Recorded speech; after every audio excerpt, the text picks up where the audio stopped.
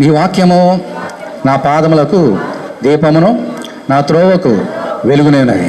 Thy word is a lamp unto my feet and a light unto my path. దయచేసి కూర్చోండి. దేవుని అతి పరిశుద్ధమైన నామానికి మహిమ, ఘనత, ప్రభావం కలుగాక. దీని వాక్యాన్ని చదువుకొని దీని వాక్యాన్ని ధ్యానం చేద్దాం. మార్కు సువార్త 3వ అధ్యాయము 35వ వచనం. దేవుని చిత్తము చొప్పున జరిగించువాడే నా సహోదరుడును సహోదరియు తల్లియునని చెప్పాను. ప్రభు ఈరోజు మనందరితో మాట్లాడుతున్నారు. 2000 ఇంచుమించు 2000 సంవత్సరాల క్రితం చెప్పిన మాటని ఈరోజు తిరిగి ఆయనే మన మధ్య ఉండి మాట్లాడుతున్నారు. దేవుని చిత్తం, నా తండ్రి చిత్తం ప్రకారం ఎవరైతే చేస్తారో వారే నా సహోదరుడు, నా సహోదరి, నా తల్లియు అంటున్నాడు. ఏ సందర్భంలో అన్నాడు ఈ మాట, ఎందుకు అన్నారు ప్రభు? నేర్చుకుందాం. 31వ వచనం. ఆయన సహోదరును తల్లి వచ్చి వెలుపల నిలిచి ఆయనను పిలవనంపిరి. జనులు గుంపుగా ఆయన చుట్టూ కూర్చుండిరి. యేసుక్రీస్తు కూర్చొని సువార్త ప్రకటిస్తున్నారు. అనేక మంది, వేల మంది అక్కడ కూర్చుని ఉన్నారు. సువార్త ప్రకటించడం మాత్రమే కాదు, స్వస్వకార్యం చేస్తున్నారు. ఇటువంటి సందర్భంలో ఆయన తల్లి, ఇంకెవరు వచ్చారమ్మా చూడండి, 32వ వచనం. ఆమె తల్లి సహోదరును తల్లి వచ్చారు. ఇప్పుడు 32వ వచనం. వారు, ఇదిగో నీ తల్లియు నీ సహోదరును వచ్చారు. నీ తల్లి నీ సహోదరులు వచ్చారు, వెళ్ళు మాట్లాడు, నీకు మాట్లాడడానికి వచ్చినారు, వెళ్ళు అని అన్నారు. చాలా జాగ్రత్తగా గమనించాలి. యేసుక్రీస్తు సువార్త ప్రకటిస్తున్నారు. ఎందుకు సువార్త ప్రకటించారు? ఆయన మనల్ని నాశనం కాకుండా మరణాన్ని తప్పించి జీవంలోకి వెళ్ళడానికి సువార్త ప్రకటిస్తున్నారు. మాట్లాడుతున్నాడు ప్రభు, సువార్త చెప్తున్నారు. ఈ సమయంలో తల్లి, సొంత తల్లి వచ్చింది. సొంత తల్లి అంటే ఈ లోకంలో జన్మనిచ్చిన తల్లి మరియా, ఆయన సహోదరు, 4 తమ్ముళ్ళు ఉన్నారు ఆయనకి, వాళ్ళందరూ వచ్చారు. సాధారణంగా మనకు ఉన్నాం అనుకోండి, ఇప్పుడు ఎవరైనా మా పేరెంట్స్ మన వాళ్ళు వస్తే ఏం చేస్తాం? మన వెళ్ళి గవగా వెళ్ళి రండి కూర్చోండి అని కూర్చుంటాం. రండి వాక్యం రండి మాతో పాటు. యేసుక్రీస్తు గవగా వెళ్ళిపోయి, నా తల్లి వచ్చిందా, నా సోలు వచ్చారా, రండి అని తీసుకొచ్చి కూర్చోబెట్టాడా? నా తల్లి నా సోదరులు వచ్చారా? మీకు సంగతి తెలుసా? నా తల్లి ఎవరో మీకు తెలుసా? నా తమ్ముళ్ళు ఎవరో మీకు తెలుసా? నా అన్నలు ఎవరో తెలుసా? నా చెల్లెళ్ళు ఎవరో తెలుసా నీకు అని చెప్పి మాట అంటున్నాడు. చూడండి ఇప్పుడు 32వ వచనం. ఇదిగో నీ తల్లి నీ సహోదరులను వెలుపల ఉండి నీ కోసం వెతుకుతున్నారని ఆయన చెప్పగా, నీ కోసం వెతుకుతున్నారు. పైగా రావడం మాత్రం వెతుకుతున్నారు. ఎక్కడున్నావో తెలియక వెతుకుతున్నారు. ఎవరైనా మాత్రం నుంచి వెతికితే ఏం చేస్తామా? వెతుకుతున్నారు, గబ వెళ్తాం. కానీ ఏమన్నాడు చూడండి, ఆయన నా తల్లి నా సహోదరులు ఎవరయ్యా? ఎవరు నా తల్లి, ఎవరు నా సహోదరులు అని అడిగి తన చుట్టూ కూర్చున్న వారిని కలయ చూచి, ఇదిగో నా తల్లియు నా సహోదరును అని అక్కడున్న వారిని చూపించి అంటున్నాడు. ఇదిగో నా తల్లి, అక్కడ ఉన్న స్త్రీని చూసి అంటున్నాడు, అక్కడ ఉన్నటువంటి పురుషులు చూసి అంటున్నాడు, ఇదిగో నా సహోదరులు. అక్కడ ఎంతమంది ఉన్నారు? వేల మంది ఉన్నారు. నిజమైనటువంటి సోదరులు తల్లి అక్కడ ఉన్నారు. ఇక్కడ అనేక మంది ఉన్నారు. ఇప్పుడు ఎవరు తల్లి ఎవరు సోదరులు మీరు చెప్పాలి. అమ్మ అర్థమైందా? బయట ఎవరున్నారు? తల్లి సోదరులు ఉన్నారు. లోన ఎవరున్నారు? అనేక మంది స్త్రీలు ఉన్నారు, పురుషులు ఉన్నారు. ఇదిగో నా తల్లి, ఇదిగో నా సోదరులు అంటే ఎవరు? వారు. ఆన్సర్ ముందే చెప్పి ఆ క్వశ్చన్ ఇచ్చేసి రాయమంటే ఎవరు రాయకపోతే నేను ఏం చేయను. 35వ వచనం చూడండి ఆన్సరు. నా తండ్రి చిత్తము చేయువారే నా తల్లి, నా సోదరులు, నా సోదరులు. ఇక్కడ 1000 మంది ఉన్నా, అక్కడ నిజ తల్లి సోదరులు ఉన్నా, వీరు నా తల్లి సోదరులు కాదు, ఇక్కడ ఉన్నవారు అందరూ కాదు. అక్కడ అంటే ఇక్కడ ఉన్నాడు, ఇక్కడ కాదు, అక్కడ. ఎవరు? ఎవరైతే నా తండ్రి చిత్త ప్రకారం చేస్తారో వారే నా తల్లి, వారే నా తమ్ముళ్ళు, నా చెల్లెళ్ళు అంటున్నాడు ఆయన. ఆయన జ్యేష్ఠ కుమారుడు తండ్రికి. దేవుడికి యేసుక్రీస్తు జ్యేష్ఠ కుమారుడు. మనం ఆయనకు తండ్రికి ఆయనతో పాటు సహోదరులుగా ఉండాలి. ఇలాగో దేవునికి బిడ్డలుగా ఉండాలని అంటే, యేసుక్రీస్తుకి సోదరులుగా ఉండాలని అంటే మనం ఏం చేయాలమ్మా? దేవుని చిత్తాన్ని నెరవేర్చాలి. మన జీవితంలో దేవుని చిత్తాన్ని నెరవేర్చడం అనేది చాలా ప్రాముఖ్యమైనటువంటి సంగతి. ఇప్పుడు మనము ఏ చిత్తం నెరవేరుస్తామో, అయితే మన చిత్తం నెరవేర్చుకుంటామో, మనకు తెలియకుండా సైతాని చిత్తాన్ని నెరవేరుస్తాం. లేదా ఇతరుల మనుషులు మనం చెప్పిన దాన్ని వారి చిత్తాన్ని నెరవేరుస్తాం. కానీ దేవుని చిత్తం నెరవేర్చడంలో మనం వెనకబడుతున్నాం ఒక్కోసారి తెలియక. ఈరోజు మనం నేర్చుకుందాం దేవుని చిత్తం అంటే ఏమిటి. ఇప్పుడు నోట్లోంచి ఒక క్రైస్తవుడికి 10 సార్లు వస్తుంది ఈ మాట, ఆ దేవుని చిత్తమే చూద్దామండి. చర్చికి రాలేదా, దేవుని చిత్తం అంటే రాలేదు. ఊరికి కోత పదం అది. చర్చికి రాకపోతే దేవుని చిత్తం, అది దేవుని చిత్తం రావాలని. చర్చికి దెబ్బ తగిలిందండి, దేవుని చిత్తం అండి. ఏం చేయాలన్నా దేవుని చిత్తం అండి. తెలుసుకొని మాట్లాడాలి. మనం ఈరోజు నేర్చుకున్నాం. అన్నీ అలా చెప్తే దేవుని మహిమ రాదు. దేవుని చిత్తం అంటే ఏమిటి, ఏమి చేసి మనం దేవుని చిత్తం నెరవేర్చి ఆయన మహిమపరచగలము, దానికోసం మనం ఎలా ప్రార్థన చేయాలి. ఎపఫ్రా గురించి మనం చాలా సంగతులు నేర్చుకుంటున్నాం కదా. కొలస్సీలు రాసిన పత్రిక, కొలస్సీలకు 4వ అధ్యాయం అండి. కొలస్సీలకు 4వ అధ్యాయం అండి, 12వ వచనం చదువుతున్నాను. కొలస్సీయ 4:12. మీలో ఒకడును క్రీస్తు యేసు దాసుడనైన ఎపఫ్రా మీకు వందనం చెప్తున్నాడు. మీరు సంపూర్ణులను. తర్వాత ఏముందమ్మా, ప్రతి విషయం, 1 కాదు 2 కాదు, ప్రతి విషయములో దేవుని చిత్తమును గూర్చి సంపూర్ణాత్మ నిశ్చయిత గలవారునై నిలకడగా ఉండవలని ఇతడు ఎల్లప్పుడూ మీ కొరకు తన ప్రార్థనలలో పోరాడుచున్నాడు. కొలస్సే సంఘం నుంచి ప్రార్థన చేసి వారి గురించి పోరాడుతున్నాడు. ఏమని, ఈ నా కొలస్సే సంఘము దేవుని చిత్తం నెరవేర్చడంలో నిశ్చయిత కలిగి నిలకడగా ఉండాలని ప్రార్థనలో పోరాడుతున్నాడంట. ఈరోజు మనం దేవుని చిత్తం నెరవేర్చాలంటే నువ్వు కూడా ప్రార్థన ఏం చేయాలమ్మా, పోరాడాలి.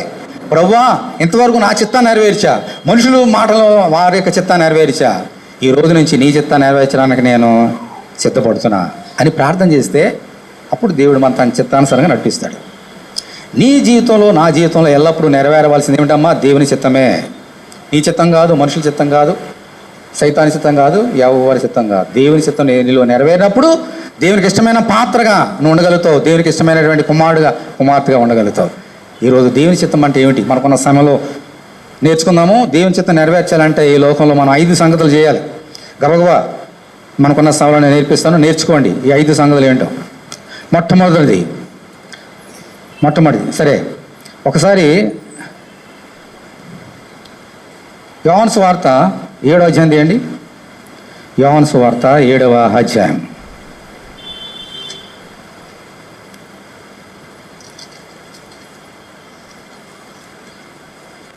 17వ వచనం. 7:17 16 నుంచి చదువుతున్నా చూడండి. అందుకు యేసు, నేను చేయు బోధ నాది కాదు, ఎవరిది మరి, నన్ను పంపిన వానిదే. ఎవడైనను ఆయన చిత్తము చొప్పున చేయ నిశ్చయించుకొని ఎడల ఆ బోధ దేవుని వల్ల కలిగినదో లేక నా అంతటా నేనే బోధించున్నానో వాడు తెలుసుకొను. తనంతట తానే బోధించేవాడు స్వకీయ మహిమను వెతుకును కానీ తను పంపిన వాని మహిమను వెతుకువాడు సత్యవంతుడు, ఆయనందు ఏ దుర్నీతియు లేదు. దేవుని స్తోత్రం, హల్లెలూయా. దేవుని చిత్తము ఏమిటో నెరవేర్చి తెలుసుకునే ముందు ప్రభు చెప్పిన ఈ మాట మనం అర్థం చేసుకోవాలి. లేకపోతే దేవుని చిత్తం మనకు అర్థం కాదు. వినండి, ప్రభు ఏం చెప్తున్నాడు వినండి. నేను చేయు బోధ నాది కాదు, ఎవరిది, నన్ను పంపిన తండ్రి. ఆయన అక్కడ ఉన్నాడు, నాలో ఉన్నాడు, నాలో ఉండి బోధిస్తున్నాడు. అంచేత నేను చేసే బోధ నాది కాదు, నేను కాదు, దేవుడు బోధిస్తున్నాడు అన్నాడు. అంటూ 2:17 ఏమంటున్నాడు, ఎవడైనను తండ్రి చిత్త ప్రకారము చేయ నిశ్చయించుకొని ఎడల అతడు తెలుసుకుంటాడు, నేను చెప్పే బోధ నాదా, నన్ను పంపిన తండ్రిదా అని అతను తెలుసుకుంటాడు. ఒకవేళ దేవుని చిత్తం అందుకే అతను లేదనుకోండి, దేవుని చిత్తం నెరవేర్చడం అతని చిత్తంలో లేదనుకోండి, అతను చేయట్లేదు అనుకోండి, ఇప్పుడు యేసుక్రీస్తు చెప్పిన బోధ అతనికి అర్థమవుతుందా? అర్థమవుతుందా? మీకు అర్థమవుతుందా? పని కనీసం అర్థమవుతుందా? అందుకని కదా యేసుని చంపేసింది. నువ్వేంటి, నువ్వు కఠినాత్ముడు అయ్యా అని చెప్పేసి ఆయన వదిలిపెట్టి వెళ్ళిపోయారు కదా ఈ రొట్టె రసం గురించి చెప్పినప్పుడు ఆయన. ఎందుకని వారు దేవుని చిత్తం నెరవేర్చడం అనేటువంటి అంశం లేదు. ఇశ్రాయేలు అందరూ కూడా దేవుని చిత్తం నెరవేర్చాలని ఆశ లేదు వారికి. అందుకని ఏ చెప్పిన మాటలు వారికి అర్థం కాలే. ఈ పట్టణంకో మాట ఏం చెప్తాడు, ఏం చెప్పిన మాట మాట్లాడండి అని వెలిపెట్టి వెళ్ళిపోయారు. ఎందుకని వారి ఇశ్రాయేలులో దేవుని చిత్తం అనేది లేదు. అందుకని అంటున్నాడు ఈరోజు దేవుని చిత్తం గురించి మనం మాట్లాడుతున్నాడు. ఎక్కడున్నా మన గుంపులో నేను కానీ మీరు కానీ దేవుని చిత్తం ప్రకారం నేను ఈ లోకం జీవించాలని అని ఆశపడితేనే దేవుడు చెప్పిన వాళ్ళకి అర్థమవుతాయి, నీకు అర్థం కావు. అందుకని చెప్తున్నాడు దేవుడు, నేను దేవుని చిత్త ప్రకారంగా ఈ లోకంలో జీవించాలని నీ ఆశ నీకు ఉంటే, ఇప్పుడు బోధిస్తున్నది నేనా దేవుడా యేసయ్యా నీకు అర్థమవుతుంది, పరిశుద్ధాత్మ దేవుడా, లేకపోతే ఏమో మనుషుడు బోధిస్తున్నాడుగా అనిపిస్తుంది మీకు. యేసుక్రీస్తే స్వయంగా వచ్చి చెప్పినా మీకు అర్థం కాదు. అందుచేత మనందరూ కూడా మన జీవితంలో ఏముండాలమ్మా? దేవుని యొక్క చిత్తము. ఇప్పుడు నేర్చుకుందాం దేవుని చిత్తం ఎలా ఉంటాయి, ఎలా ఏం చేస్తే దేవుని చిత్తం నెరవేర్చగలుగుతాం. 5 సంగతులు. మొదటి సంగతి తెస్సలోనికీయులకు రాసిన పత్రిక, మొదటి తెస్సలోనికీ 5వ అధ్యాయం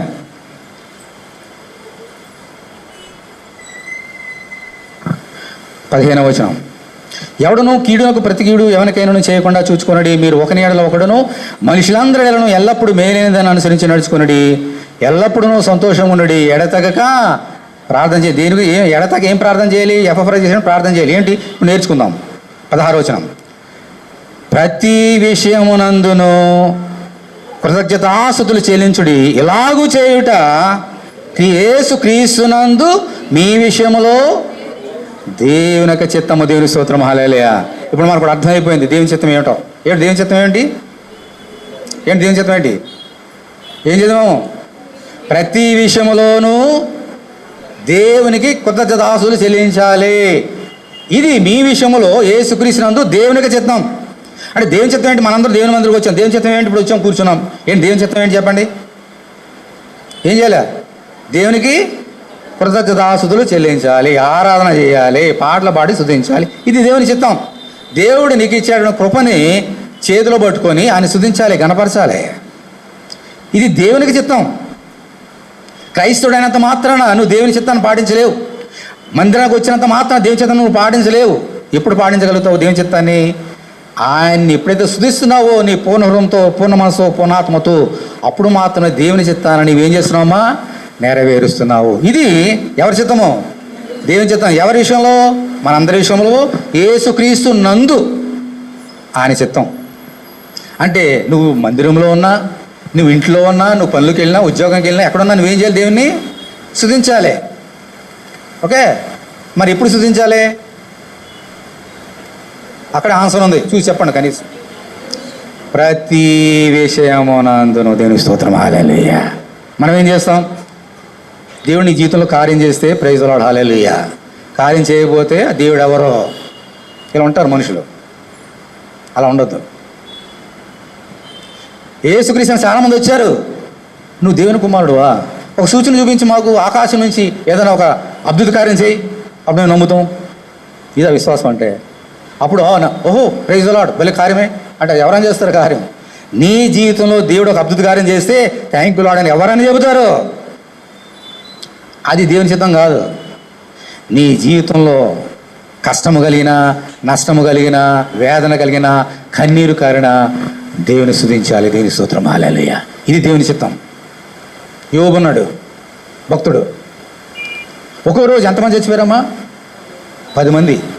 7 కుమారులు, 3 కుమారులు. ఒకరోజు ఒకళ్ళు చచ్చిపోతేనే భరించలేం. మీ ఇంట్లో వాళ్ళు జరిగితేనే దుఃఖాన్ని భరించలేం. లాజరు చచ్చిపోతే ఆమెను ఓదార్చడానికి యెరూషలేము అంతా చేసింది. ఒకళ్ళు చచ్చిపోతే, 10 మంది చచ్చిపోతే ఎలా ఉంటుందా ఇల్లు? అలాంటి స్థితిలో యోబు ఉన్నాడు. యోబు ఏం చేశాడు చూడండి. యోబు గ్రంథము చిన్నప్పటి నుంచి ఎట్టున్నాం కదా అనుకోవద్దు. దేవుని చిత్తం నెరవేర్చి. యోబు గ్రంథము 1వ అధ్యాయం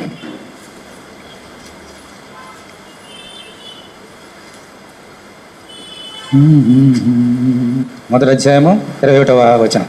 సరే, 19వ వచనం చూడండి. 19వ వచనం. గొప్ప సుడిగాలి అరణ్య మార్గం వచ్చి ఆ ఇంటి 4 మూలను కొట్టగా అది యవ్వనుల మీద పడినందున వారు చనిపోయి దానికి తెలియజేయడకు నేను ఒక్కడనే తప్పించుకొని వచ్చున్నానని. అప్పుడు యోబు లేచి తన పై వస్త్రమును చింపుకొని తల వెంట్రుకలు గొరిగించుకొని నేల మీద సాష్టాంగపడి నమస్కారం చేసి ఇట్లేను, నేను నా తల్లి గర్భంలో నుండి దిగంబరనే వచ్చి తిని దిగంబరని అక్కడికి తిరిగి వెళ్ళేదను. యెహోవా ఇచ్చెను, యెహోవా తీసుకుని పోయాను, యెహోవా నామమునకు స్తుతి కలుగునుగాక. తర్వాత ఏమన్నాడమ్మా? ఈ సంగతుల్లో ఏ విషయమునందునో యోబు ఏ పాపము చేయలేదు, దేవుడు అన్యాయం చేసినని చెప్పలేదు. యెహోవా ఇచ్చెను, యెహోవా నామానికి మహిమ కలుగునుగాక. ఇది దేవునికి చిత్తం. ఆ స్థితిలో నువ్వుగా నేనుంటే ఏం చేసేవాడిని? ఒకే రోజు 10 మంది చచ్చిపోతే ఇదేంటి దేవా నీ సేవ చేస్తున్నాను, 7 కుమారులు ఇచ్చి 3 కుమారులు ఒకరిని తీసుకున్నామంటే కాదు, ఒక కుమారు తీసుకున్నా కాదు, 7 ప్లస్ 3 10 మందిని ఒకేసారి తీసుకుపోయి నేను ఎలా తట్టుకోగలను నాయన ఈ ముసలితనంలో? ఇదేం దేవుడు నాయన, ఎంత అన్యాయం చేసేవేంటి అని అంట నేనైతే. కానీ యోబు అలాగనలే, దేవుడు అన్యాయం చేసినని చెప్పలేదు. దేవుని నామానికి మహిమ కలుగును గాక. ఇదే ప్రతి విషయమునందును దేవునికి కృతజ్ఞతాస్తుతులు చెల్లించడం అంటే ఇది.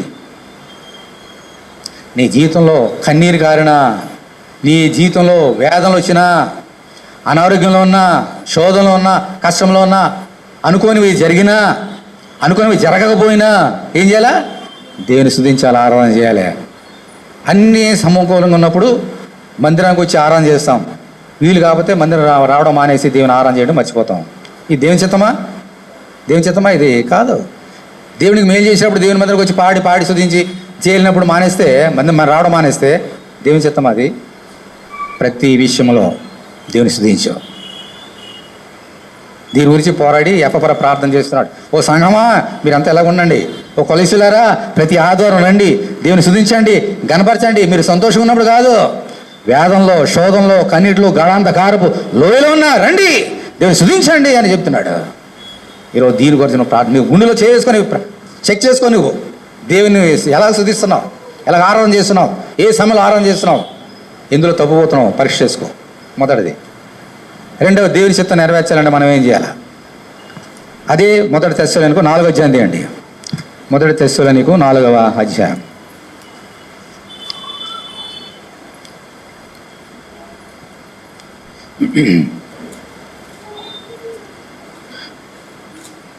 మూడవ వచనం. మీరు పరిశుద్ధులొకటే అనగా మీరు జారత్వమునకు దూరముగా ఉండుటే దేవుని చిత్తము. అందరూ దేవునికి స్తోత్రం చేయించండి. దేవుని స్తోత్రం హల్లెలూయా. మీరు పరిశుద్ధులొకటే అనగా శరీరానికి ఎటువంటి మాలిన్యం అంటకుండా ఉండుటే దేవుని యొక్క చిత్తము. అర్థమైంది? రెండో చిత్తం ఏంటమ్మా? మన శరీరాన్ని ఏ మలినం అంటకుండా ఎలా చూసుకోవాలి? శరీరాన్ని పరిశుద్ధంగా చూసుకోవాలి. ఇది దేవుని చిత్తం. నీ శరీరాన్ని పరిశుద్ధంగా చూసుకోవాలి. ఎందుకు శరీరం చూసుకోవాలి? నా ఇంట్లో డబ్బులు ఉన్నాయి, అలా జాగ్రత్తగా చూసుకోకపోతే చెదలు తినేస్తాయి. బాగా డబ్బులు లాకర్లో పెట్టుకొని లేదంటే బ్యాంకులో వేసుకుంటే చక్కగా ఉంటాయి. ఇలా చూసుకోవాలా? మరి దాన్ని చూసుకుంటే సరిపోదా? దేవుడు ఎన్నో ఇచ్చాడు, అవన్నీ చూసుకుంటే సరిపోదా?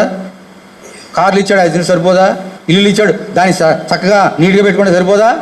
సరిపోదు. నీ దేహాన్ని నీవు పరిశుద్ధంగా ఉంచాలి నా సోదరే.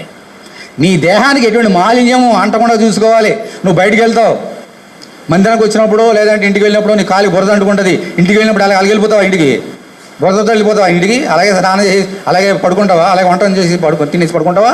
ఏం చేస్తావు? కాళ్ళు కడుక్కుంటావు. మందిరానికి వస్తున్నాం, మందిరం కాళ్ళు కడుక్కొని రమ్మంటున్నాం. ఏదైనా అనుకుంటే దేవుని మందిరం పరిశుద్ధం కాబట్టి ఇది శరీర సంబంధమైంది అనుకోండి, అయినప్పటికీ ఆ పాటిస్తాం. ఎందుకని? ఏమైనా మాలిన్యం అనుకుంటే కడిగేసుకుంటాం.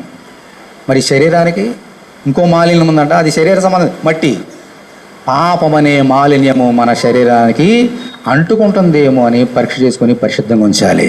ఎందుకో తెలుసా? నీ శరీరం ఏంటి? నీ తల్లిదండ్రులు నీకు ఇచ్చినటువంటి రూపం కాదు నీ శరీరం అనేది. మొదటి కొరింథీ తీయండి. మొదటి కొరింథీ 3వ అధ్యాయం తీయండి. మొదటి కొరింథీలకు 3వ అధ్యాయం. బైబిల్ అందరూ తీయండి. మొదటి కొరింథీ 3వ అధ్యాయము 16వ వచనం చదువుతున్నాను చూడండి. 16. మీరు ఏముందమ్మా?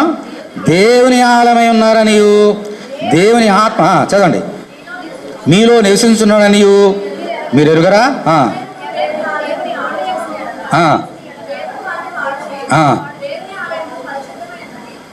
మీరు ఆలయమై ఉన్నారు. దేవుని స్తోత్రం. హల్లెలూయా, హల్లెలూయా. ఏమన్నాడమ్మా?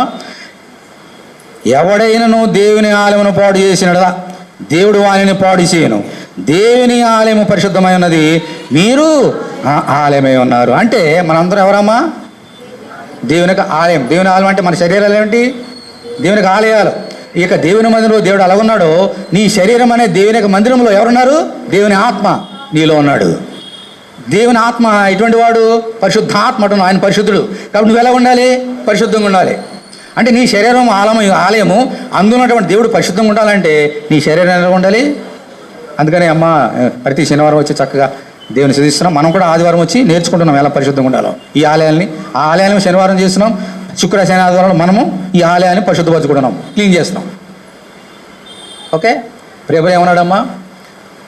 జాగ్రత్తను దూరంగా ఉండండి, మాలిన్యానికి దూరంగా ఉండండి, ఎందుకంటే మీ శరీరాలు దేవుని ఆలయాలు, అందులో దేవుని ఆత్మరాన్ని చెబుతూ మళ్ళీ ఇప్పుడు ఆరోగ్యం చేయండి. అదే మొదట కోరింది ఆరోగ్యం.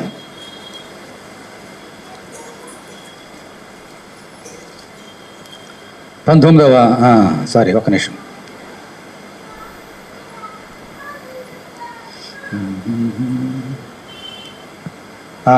ఆరోగ్యము 19 వచ్చిన చదువుతున్నాను చూడండి. 19 మీ దేహము దేవుని వలన మీకు అనుగ్రహింపబడి మీలోనున్న పరిశుద్ధాత్మకు ఆలయం ఉన్నదని మీరు ఎరుగరా?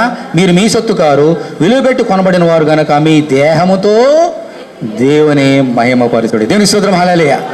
మన దేహాలంటే ఏంటి? దేవుని మందిరంతో మన దేవుని కనపరచాలంట. ఎవడైనాను దేవుని మందిరం పాడు చేసినలా దేవుడు వానిని పాడు చేయను. ఎలా పాడు చేస్తాం దేవుని మందిరాన్ని? ఇక్కడ దేవుని మందిరం ఉంది, ఇంత మట్టి తీసుకొచ్చి ఇక్కడ పాడేసాం అనుకోండి, ఒక వ్యక్తి దేవుని మందిరం పాడైపోతుందా? ఏం చేస్తాం? వెంటనే చీపురు తీసుకొచ్చి తీసి ప్రతి శనివారం అదే చేస్తున్నాం. మరి నీ దేహం అనే ఆలయాన్ని ఎలా పాడు చేస్తావు నువ్వు? ఇంత మట్టి తీసుకొచ్చి నెత్తిని తీసుకుంటే పాడు అవుతుందా? తలస్నానం చేస్తే పోతుంది. మరి నీ దేహాన్ని ఎలా పాడు చేస్తావు చెప్పు? నీ దేహం అనే ముందు ఎలా పాడు చేస్తాం? మన అందరం కూడా దురలవాట్లు. ఇందాక శివ సాక్ష్యం చెప్పాడు కదా, ఒకప్పుడు చాలా దురలవాట్లు, సిగరెట్టు, త్రాగుడు, వ్యభిచారము, జారత్వము, ఇంకా అనేకమైన ఉన్నాయి.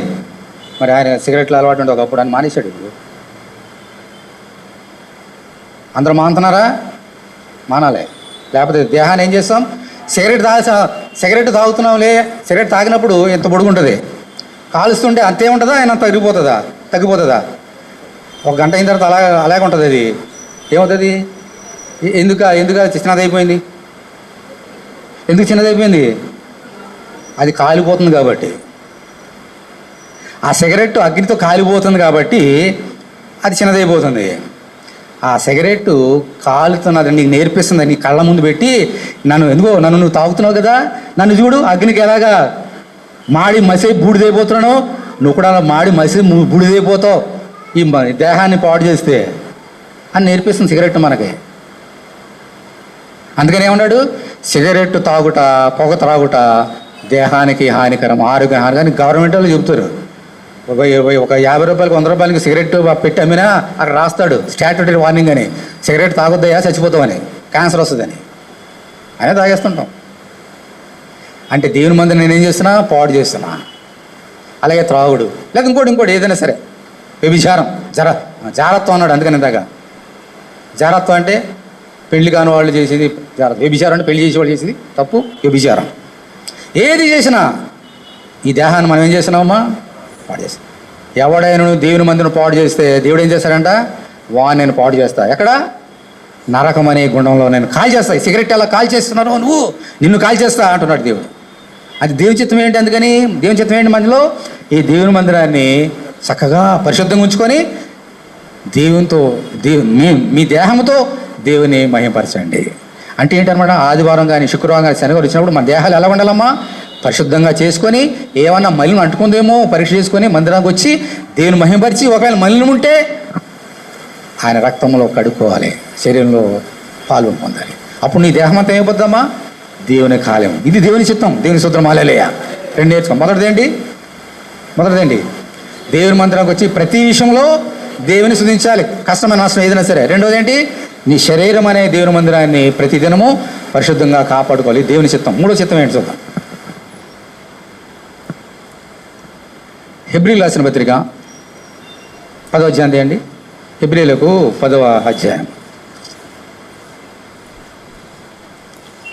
36వ వచనం. 10:36 హెబ్రీస్ 206 పేజీ, నూతన నిబంధనలో 206 పేజీ. మీరు దేవుని చిత్తమును నెరవేర్చిన వారే వాగ్దానం పొందు నిమిత్తం మీకు ఓర్మి అవసరమై ఉన్నది. ఇక కొంతకాలము బహుకొంచెము ఉన్నది. వచ్చుచున్నవాడు ఆలస్యం చేయగవచ్చును. నా ఎదుట నీతిమంతుడైన వాడు విశ్వాసమూలంగా జీవించును కానీ అతడు వెనుక తీసినలా అతని యందు నా ఆత్మకు సంతోషం ఉండదు. అయితే మనము నశించుటకు వెనుకదీ వారము కాము కానీ ఆత్మను రక్షించుకున్నటకు విశ్వాసము గలవారమై ఉన్నాము. దీని స్తోత్రం. హల్లెలూయా. చాలా జాగ్రత్తగానండి. మూడోది, తెలియకుండా చాలా ఇక్కడే తప్పిపోతుంటాం. క్రైస్తవులైన విశ్వాసులు కూడా ఎంత పెద్దవారైనా ఇక్కడ తప్పిపోతుంటాం. మీరు దేవుని చిత్తం నెరవేర్చిన వారే, మీలో దేవుని కార్యము వాగ్దానం నెరవేరాలంటే మీకేం కావాలి? ఓర్మి కావాలి. అంటే ఓర్మి కలిగి ఉన్నాడు దేవుని యొక్క చిత్తము.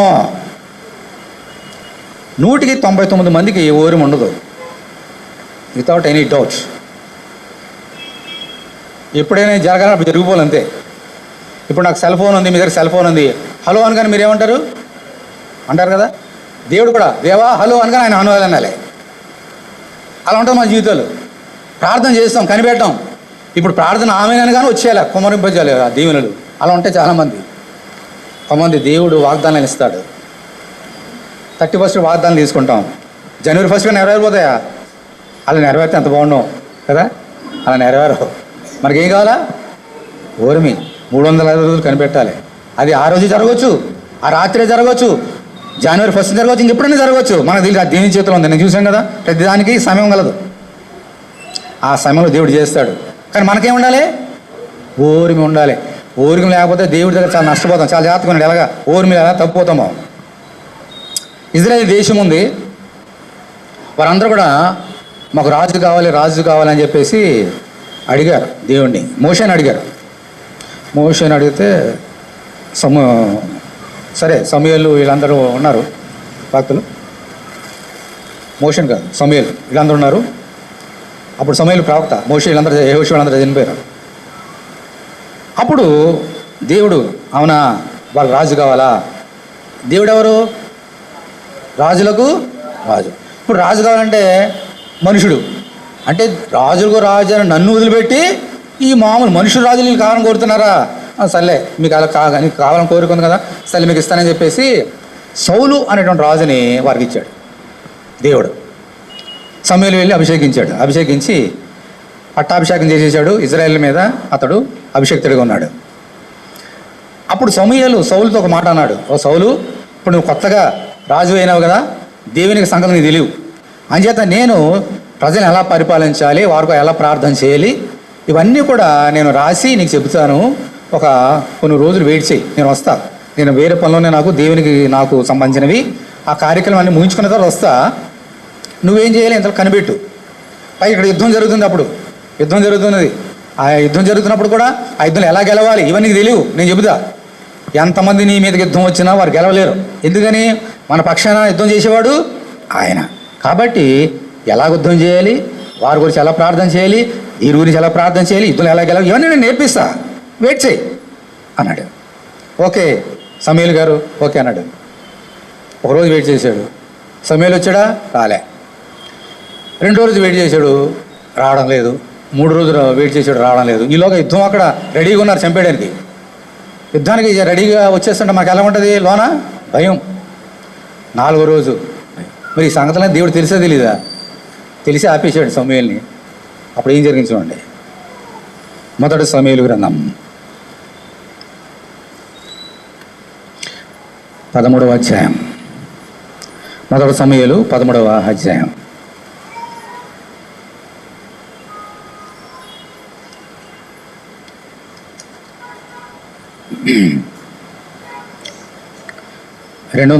Page 233 page number. మొదటి సమూయేలు 13వ అధ్యాయము 8వ వచనం. అందరూ చూడండి.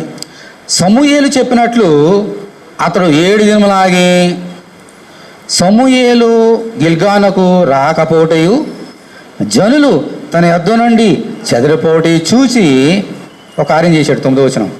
దహన బలులను సమాధాన బలులను నాటుకు తీసుకొని రమ్మని చెప్పి ఏం చేశాడమ్మా? దహన బలి అర్పించాను. దేని స్తోత్రం చెల్లించకూడదు. ఇప్పుడు ఎవరు చెల్లించకండి.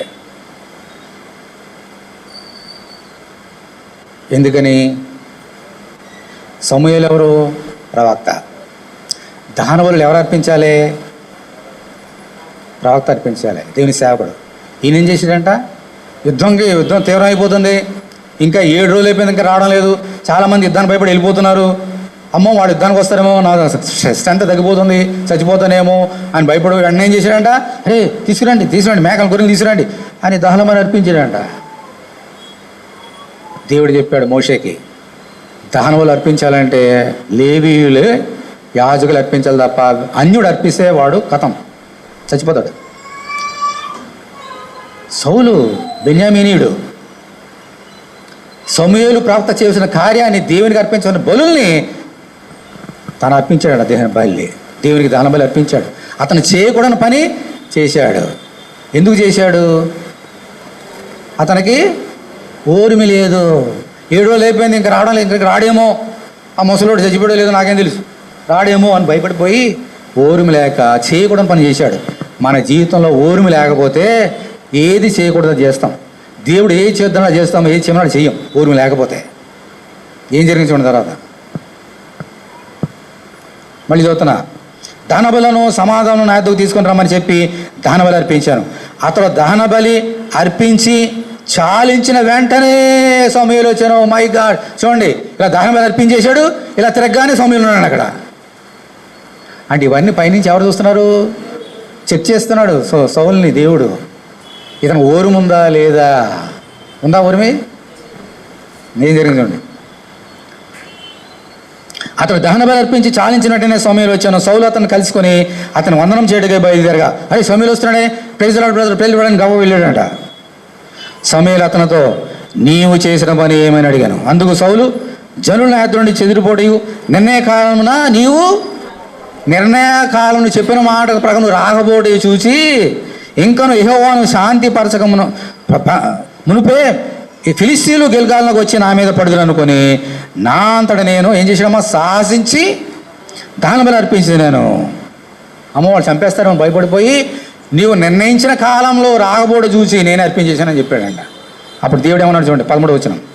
అందుకు సమూయేలు ఇట్లనెను, నీ దేవుడైన యెహోవానికి ఇచ్చిన ఆజ్ఞలను గైకొనక నీవేం చేసావమ్మా? అవివేకపు పని చేసేదివి.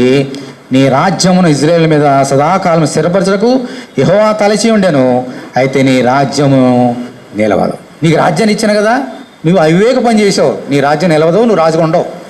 ఆయన అతను ఏం చేశాడమ్మా? దేవుడు పక్కన పెట్టేసి ఇంకో మాట అన్నాడు చూడండి, 14వ వచనం. యెహోవా ఎంత బ్యూటిఫుల్ వాడు చూడండి, తన చిత్తానుసారం. ఇప్పుడు దేవునికి స్తోత్రం చేయలేదు, దేవుని స్తోత్రం హల్లెలూయా. ఏమన్నాడు చూడండి, దేవుడు తన చిత్తానుసారమైన మనస్సు గల ఒకనికి అనుకొని ఉన్నాడు.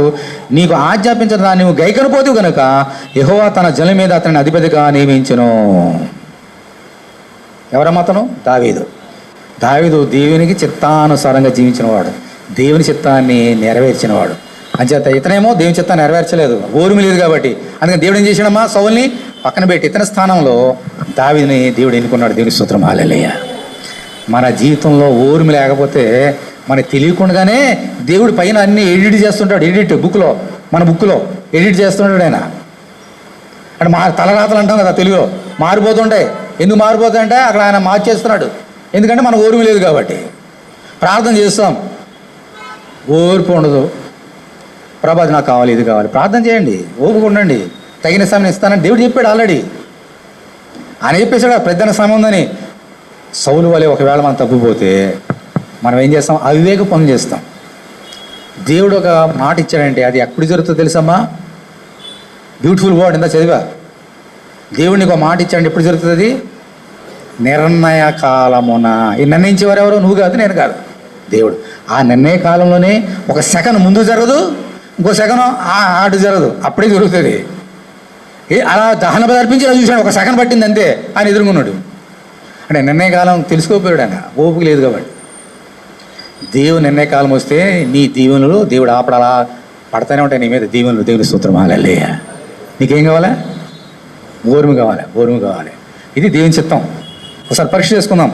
చాలామందిలో ఓర్మి ఉండదు, సహనం ఉండదు, దేవుని కోల్పోతాం. పరీక్ష చేసుకుందాం. 3వది. 4వది, 1 పేతురు 2వ అధ్యాయం తీయండి. మొదటి పేతురు 2వ అధ్యాయం.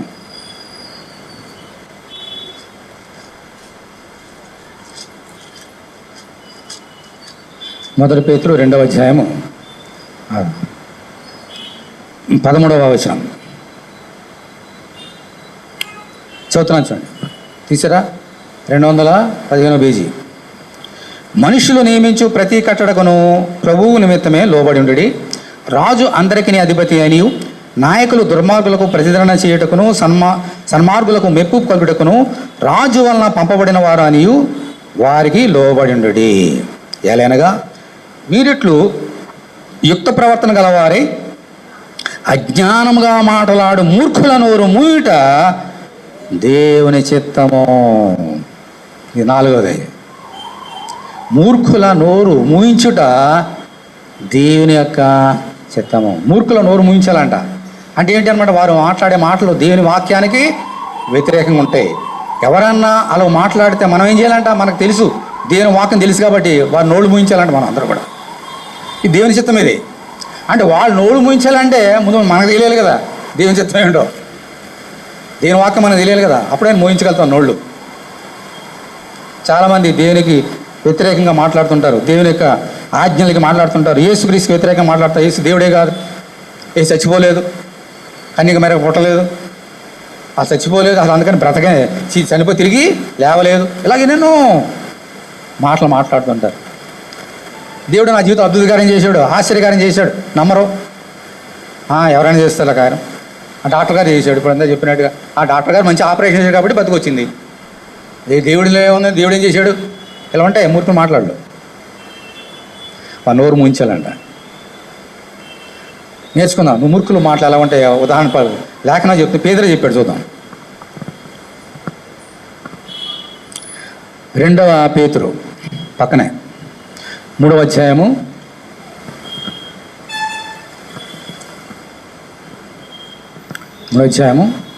3వ వచనం. మూర్ఖులు ఎలా ఉంటారో నోరు ఎలా కూడా చూద్దాం. 2వ పేతురు 3:3 నేను చదువుతున్నాను చూడండి. అంచె దినములలో, ఇప్పుడు మనం ఎక్కడ ఉన్నామా? అంచె దినాలు ఉన్నాం. ఎలా ఉంటారు చూడండి. అపహాసకులు అపహసించి వచ్చి తమ స్వకీయ దురాశల చొప్పున నడుచుకొనుచు ఆయన రాకడం కూర్చున్న వాగ్దానం ఏమాయను? పితరులు నిద్రించినది మొదలుకొని సమస్తమును సృష్టి ఆరంభమున్నట్టే నిలిచినదే అని చెప్పుదురని మొదట మీరు తెలుసుకునే వాళ్ళను.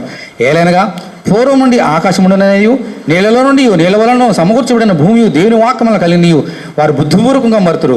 ఆ నీళ్ళ వలన అప్పుడున్న లోకము నీటి వరదలో మునిగి నశించెను. అయితే ఇప్పుడున్న ఆకాశమును భూమి భక్తిహీనుల తీర్పును నాశనమును జరుగు దినం వరకు అగ్ని కొరకు నిల్వ చేయబడినవై ఇదే వాక్యం వలన భద్రము చేయబడి ఉన్నవి.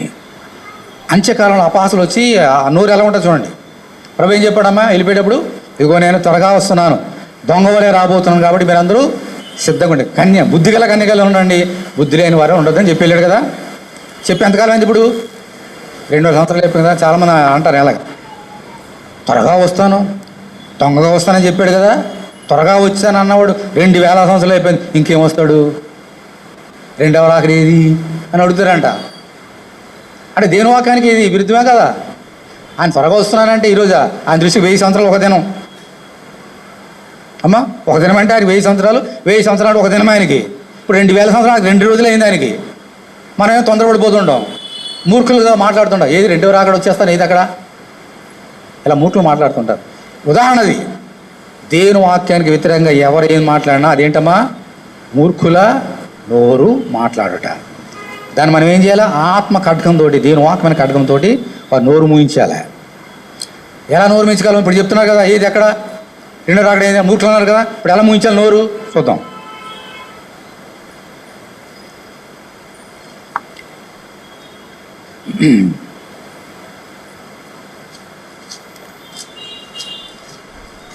ఎలా నోరు మూయించాలో చూద్దాం. 8వ వచనం. 8 ప్రియులారా, ఒక సంగతి మర్చిపోకూడదు. ఏమనగా ప్రభు దృష్టికి ఒక దినము 1000 సంవత్సరములను, 1000 సంవత్సరములు ఒక దినం వలన ఉన్నవి. కొందరు ఆలస్యమని ఎంచుకున్నట్లు ప్రభు తన వాగ్దానం గురించి ఆలస్యం చేయవాడు కాడు, కానీ ఎవడను నశింపవాలని నిశ్చయింపగా అందరూ మారు మనసు పొందవాలని కోరుచు మీ ఎడల దీర్ఘశాంతుడే దీర్ఘశాంతం గలవాడే ఉన్నాడు. దేవుని స్తోత్రం హల్లెలూయా. అయితే ప్రభు దినము దొంగ వచ్చినట్లు వచ్చును. ఆ దినము ఆకాశంలో మహాధ్వనితో గతించిపోవును, పంచభూతములు మిక్కటమైన వేండ్రంతో లయమైపోవును, భూమి దాని మీద ఉన్న కృత్యములను కాలిపోవును. ఇవన్నీ ఇట్లు లయమైపోను గనక ఆకాశం రవులుకొని లయమైపోనట్టు, పంచభూతములు మహావేండ్రంతో కరిగిపోనట్టు దేవుని దినపు రాకడ కొరకు కనిపెట్టుచు దాన్ని ఆశతో అపేక్షించుచు మీరు పరిశుద్ధమైన ప్రవర్తనతోనూ భక్తితోనూ ఎంతో జాగ్రత్త గలవారై ఉండవలెను. అయినను మనం ఆయన వాగ్దానం బట్టి క్రొత్త ఆకాశముల కొరకును క్రొత్త భూమి కొరకును కనిపెడుచున్నాము, వాటి యందు నీతిని విధించను అని వారిని నోరు ముగించాలి. ఇది దేవుని చిత్తం. ఈ దేవుడేడి 2000 సంవత్సరాలు అయితే అప్పుడు చెప్పాలంట, బాబు 1000 సంవత్సరాలు అంటే ఒకే దినం ఆయన, ఒక దినం అంటే 1000 సంవత్సరాలు ఆయనకి. పైగా ఇంకో సంగతి తెలుసా నీకు, దేవుడు ఎందుకు పంపట్లేదు, వేసుకుని ఎందుకు రావట్లేదు అంటే ఎవడనూ నశించమని నాకు ఇష్టం లేదు. ఇప్పుడు ఈరోజు దేవుడు వస్తే ఎంతమంది చచ్చిపోతారమ్మా? దేవుని నమ్ముకున్న ఎంతమంది చచ్చిపోతారు? నరకానికి పోతారు. ఎవడనూ నశించగా ఈరోజు కాకపోతే రేపైనా మారుతాడేమో, రేపైనా ప్రభుని తెలుసుకుంటాడేమో, ఎవరైనా రక్షణలోకి వస్తారేమో అని ఎదురు చూస్తున్నాడయ్యా. మీ గురించి ఆలస్యం చేస్తున్నాడు ఆయన. ఇప్పుడు ఇస్తే చచ్చిపోతారు, మీరు నరకంలోకి పోతారు. మీరు నరకంలో వెళ్ళకుండా అంటే ఆయన ఆలస్యం చేస్తున్నాడు. అందుకనే ఈరోజు వచ్చాడా, బుద్ధి లేని కనుక విడబడతాం, అగ్నిగణంలో వెళ్ళిపోతాం. అందుకని మీ నిమిత్తం ఆయన ఆలస్యం చేస్తున్నాడంటే మూర్ఖులు మాట్లాడతారేంటి అని వారు నోరు ముయించాలంట. మన అందరం కూడా అర్థమవుతుందా? ఎవరైనా ఇలా చెప్తున్నారు దేవుని వాక్యాన్ని వ్యతిరేకంగా. దేవుని నమ్ముకున్నావు, ఏం జరిగింది నీకు? దేవుని నమ్మ ఈ కష్టాలు ఏంటి? దేవుని నమ్ముకున్నావు, ప్రతిరోజు దేవుడు అని పరిగెత్తుకుని వెళ్తావు, ఏం జరిగింది నీకు? ఇలా ఉంటే ఆ నోరు ముంచాల. దేవుని చిత్తం హల్లెలూయా. ఎన్నైనాయమ్మా? ఎన్నైనాయి? ఆఖరిది 5. మొదటి పేతురు 4వ అధ్యాయం 19వ వచనం. కాబట్టి దేవుని చిత్త ప్రకారము బాధపడువారు సత్ప్రవర్తన గలవారై నమ్మకమైన సృష్టికర్తకు తమ ఆత్మలను అప్పగించుకొనవలెను. దేవుని స్తోత్రం హల్లెలూయా. కొంతమంది బాధపడడం అనేది దేవుని చిత్తం అంట. తెలుసా మీకు? చాలా శాశ్వతమైన సంగతి. ఆఖరి సంగతి చెప్పి ముగిస్తే వినండి. ఒకసారి చెప్పాను, యేసుక్రీస్తు నమ్ముకుంటే మనకేమొస్తాయమ్మా? శ్రమలు వస్తాయి. ఒకసారి ఖచ్చితంగా వస్తాయని దేవుడు చెప్పలే, రావచ్చు. దీవులనే వస్తాయని కూడా చెప్పలే. అన్ని కష్టాలే వస్తాయని చెప్పలేదు, అన్ని దీవుల ఆశలు వస్తాయని చెప్పలేదు. ఏదైనా రావచ్చు. దేవుని చిత్త ప్రకారం ఒక్కొక్కసారి మనకేమొస్తాయమ్మా? కష్టాలు వస్తాయి, కన్నీరు వస్తుంది, వేదనలు వస్తాయి, ఆరోగ్యాలు పాడవుతాయి. దేవుని చిత్త ప్రకారంగా. అలాగే దేవుని చిత్త ప్రకారంగా నీవు ఏమైనా శోధన అనిపిస్తుందంటే ఆ స్థితిలో నేను దేవుని ఏం చేయాలమ్మా? దేవుని స్తుతించి. ఎందుకంటే నీ కష్టాలు ఎవరి వలన కలుగుతున్నవి? దేవుని చిత్తము వలన. ఇది గ్రహించాను నువ్వు. అయ్యా ఇది అందరికి కాదు, దేవుని విశ్వాసం ఉంచిన వారికి, యేసుక్రీస్తు రక్తంలో కడుక్కున్న వారికి మాత్రమే. దేవుని చిత్తం వల్ల మన జీవితాల్లో కష్టాలు వస్తాయి, పరీక్షలు వస్తాయి, అనుకునేవి జరగవు, అనుకునేవి జరుగుతుంటాయి. దేవుడు పరీక్షిస్తుంటాడు ఇవన్నీ కూడా. నీ జీవితంలో బాధలు వస్తున్నాయా? దేవుడిని నీకు అనుమతిస్తున్నాడు. దేవుడిని నీ గ్రాండ్ చేశాడు. గవర్నమెంట్ వారు ప్రతి నెల మనం గ్రాండ్ చేస్తారు. 1000 రూపాయలు ఒకప్పుడు, 2000 ఒకప్పుడు, ఇప్పుడు 4000. అలా ఆయన కూడా గ్రాండ్ చేస్తుంటాడు శోధనలు మనకి దేవుడు పైనుండి. దేవుని చిత్తం ఇది. తెలుసా నీకు? నీ జీవితంలో నువ్వు ఇది అగ్నిగుండంగా వెళ్తున్నావా, గణాంతకరలో వెళ్తున్నావా?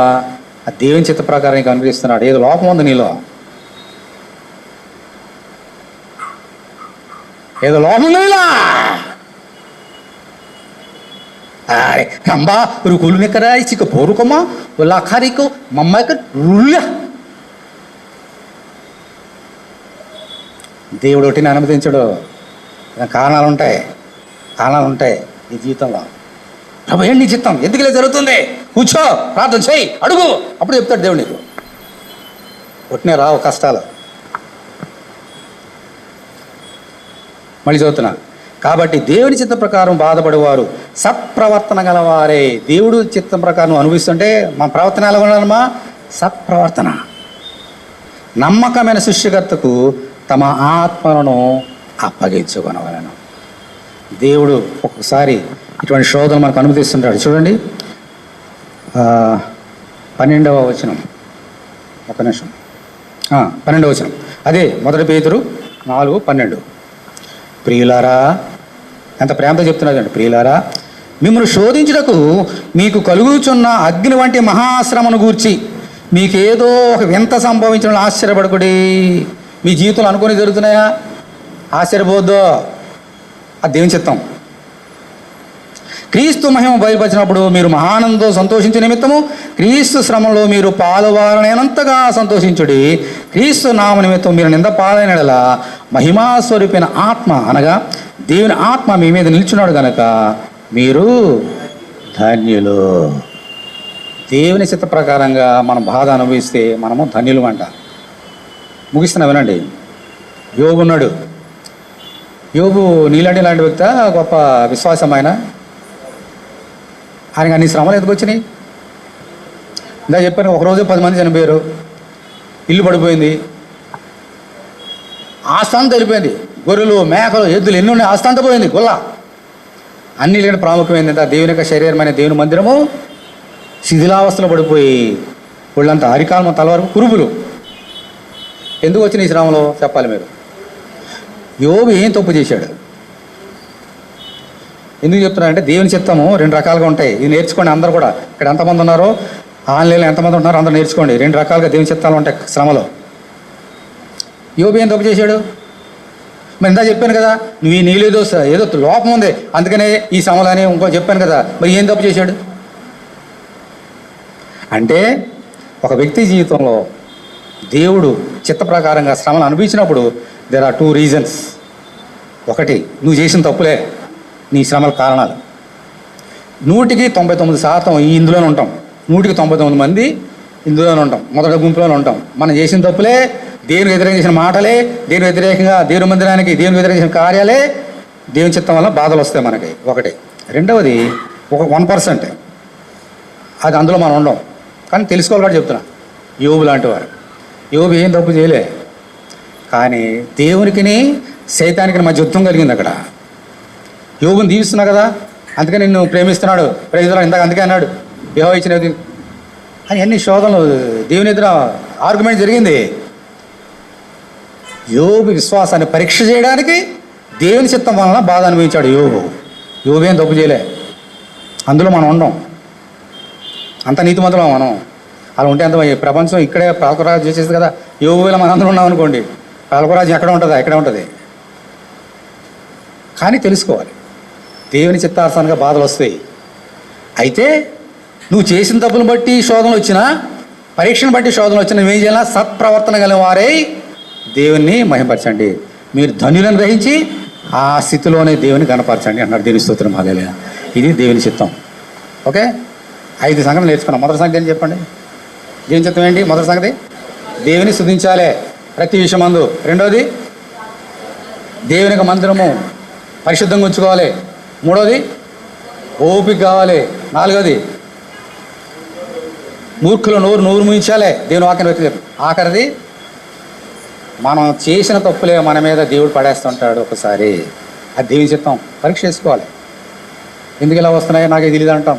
చాలామంది చెప్పిన మాట, ఎందుకు వస్తున్నాయో నా జీవితంలో ఈ కష్టాలు నాకు తెలియదమ్మా, ఎందుకు అలా వచ్చి నాకు తెలియదమ్మా. ఎందుకు తెలియదు? కూర్చొని ప్రార్థన చేస్తే తెలుస్తాయి. దేవుని అడిగితే చెప్తాడు దేవుడు ఎందుకు వస్తున్నాయి ఇవన్నీ కూడా.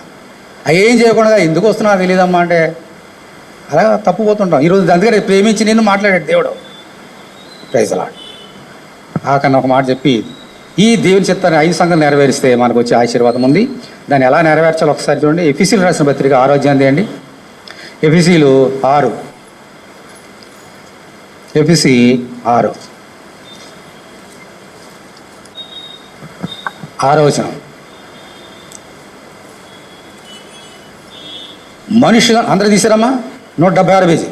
6:6 మనుషులను సంతోషపెట్టువారు చేయనట్లు కంటికి కనబట్టకే గాక క్రీస్తు దాసులమని ఎరిగి దేవుని చిత్తమును ఏముందమ్మా మనఃపూర్వకముగా జరిగించుచు మనుషులకు చేసినట్టు కాక ప్రభువుకు చేసినట్టే ఇష్టపూర్వకముగా సేవ చేయుడి.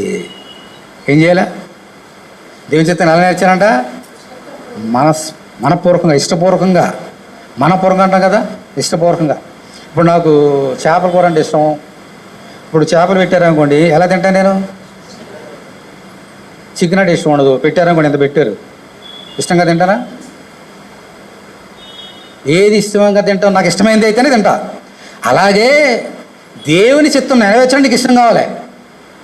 దేవుని నా జీవితం అంతా దేవుని చిత్తం నెరవేర్చాలి, ఇదే నా ఇష్టం అని అంటే అప్పుడు ఇష్టపూర్వకంగా దేవుని చిత్తం నెరవేర్చగలుగుతావు. దేవుని చిత్తం నెరవేర్చడం నీకు ఇష్టం లేకపోతే నెరవేర్చలేవు. అర్థమైందా సీక్రెట్? దేవుని చిత్తం నెరవేర్చాలనేటువంటి ఇష్టం నీకు ఉండాలి ముందుగా. ఈ అన్నం తినాలి, వీళ్ళు పెట్టారు ప్రాంతం పెట్టారు తినాలని ఇష్టం నీకు ఉండాలి. ఇష్టం లేకపోతే లేవు. అందుకని సామెత ఉంది, గుర్రాన్ని నీళ్ళ దగ్గర తీసుకెళ్ళి కానీ తాగించలేమంట. దానికి ఇష్టపేదం తాగుతుంది, ఇలా తాగదు. లేకపోతే ఒకటి తన్నుతుంది నిన్నే కదా. అందుచేత దానికి ఇష్టం ఉండాలి. అలాగే మనకు కూడా ఇష్టం ఉండాలి. దేవుని చేత నెరవేర్చాలంటే మనకి ఏముండాలమ్మా? దేవుని ఆరాధన చేయాలంటే ఏమని చేయాలా? ఇష్టం ఉండాలి. దేవుని మందిరాన్ని దేవునికి మందిరంగా మలచాలంటే మనకి ఏముండాలి? ఇష్టం ఉండాలి. మూర్ఖులు నోరు ముంచాలంటే మనకి ఏముండాలి? ఇష్టం ఉండాలి. మనకి దేవుని వాక్యాన్ని వాగ్దానం నెరవేర్చుకోవాలని మనకి ఏముండాలి? ఓరం కావాలని ఇష్టం ఉండాలి. ఓరం కావాలని ఇష్టం ఉండాలి. ఇలాగ ఇవన్నీ కూడా చేసినప్పుడు దేవుని దీవిస్తాడు. ఎలా దీవిస్తాడో చూపించి ముగిస్తా చూడండి. 1 యోహాను 2వ అధ్యాయం 1 యోహాను 2. 1 యోహాను 2:17. అందరూ తీయండి. బ్లెస్సింగ్. ఈ 5 చిత్తాలు నెరవేర్చే మనకి దేవుడు ఇచ్చే బ్లెస్సింగ్ అని చూడండి. లోకమును దాని ఆశయు గతించిపోచును కానీ, తర్వాత మీరే చదవండి. దేవుని స్తోత్రం, హల్లెలూయా. దేవుని చిత్తం నెరవేర్చువాడు నిరంతరము నిలిచెను. ఇందా పేతురు చెప్పాడు కదా, ఆకాశములు మహాకాశం మహావేంద్రముతో లయమైపోను. ఈ ఆకాశం భూములన్నీ పోతాయి, క్రొత్త ఆకాశం క్రొత్త భూమి రాబోతున్నది. అవి నిరంతరం ఉంటాయి. అందులో మనం నిరంతరంగా ఉండాలంటే ఈ లోకంలో మనం ఏం చేయాలా? దేవుని చిత్తము నెరవేర్చాలి. అప్పుడే నువ్వు నిరంతరం ఉంటావు. ఇక్కడ ఉంటావు, రాబోయే లోకంలో నిత్య జీవనం కూడా ఉంటావు. దేవుని స్తోత్రం, హల్లెలూయా. ఎవరైతే దేవుని చిత్తం నెరవేరుస్తున్నారో వారు మాత్రమే ఈ లోకంలో దీవెనలు, రాబోయే లోకంలో దీవెనలు. ఒకసారి గుండె మీద చేసుకొని పరీక్ష చేసుకో. నేను నా దేవుని చిత్తాన్ని నెరవేరుస్తున్నానా? అందరూ లేచనివ్వండి. ఇంకో బల్ల చేయబోతున్నాం.